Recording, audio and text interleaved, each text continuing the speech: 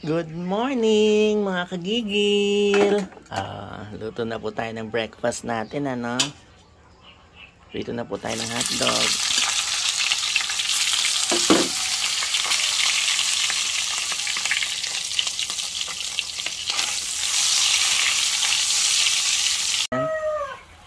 Pakukulang po natin ng ating longganisa, no?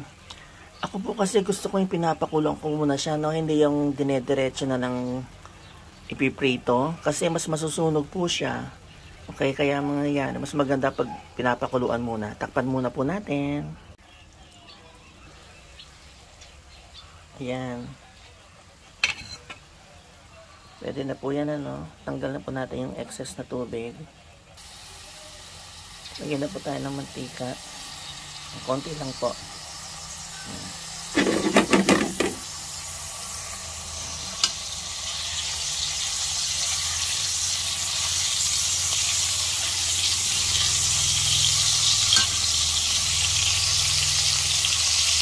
I-roll lang po natin yan, no?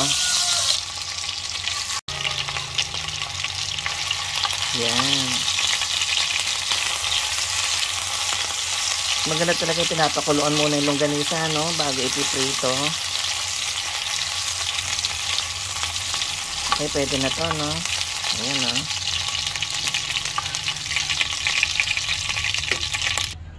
Again, from the same pan, magsasangag tayo.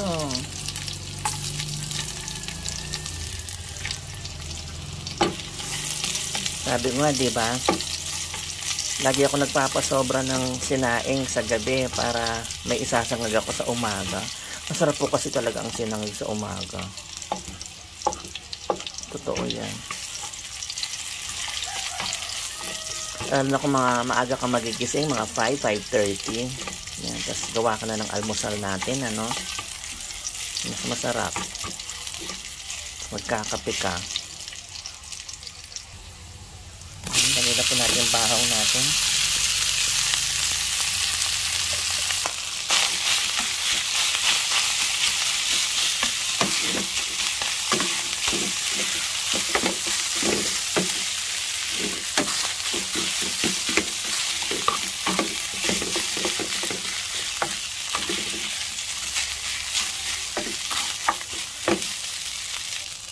Natin asin.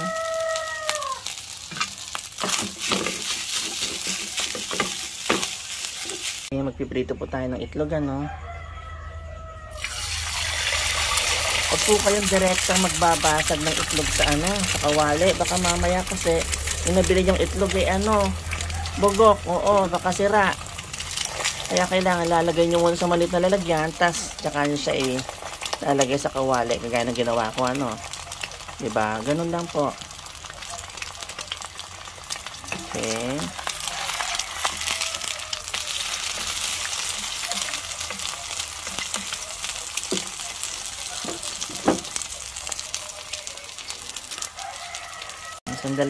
Sandali na lang po yan, ano. Gusto ko po kasi yung itlog medyo malasado pa, sabi ko nga kahapon, para inahalo ko kasi sa kanin. Okay, pwede na po yan. Patayin na natin. Kalan natin. Ayan, no? Ganda. Ayan. Ayan na po yung sinangag natin.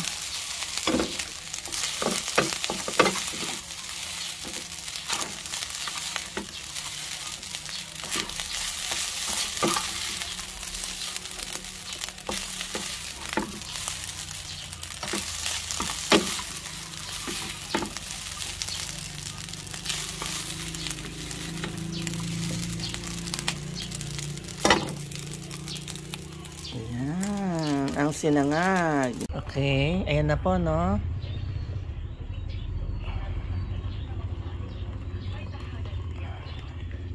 Ayan. Ayan na po yung ating longganisa at hotdog, then itlog, at ang ating sinangag. Masarap po yung ginamit kong suka. Ito, itong paumbong, ano? Ayan, sarap yan. Medyo may anghang. Okay. Kain na po tayo mga kagigil. Good morning po.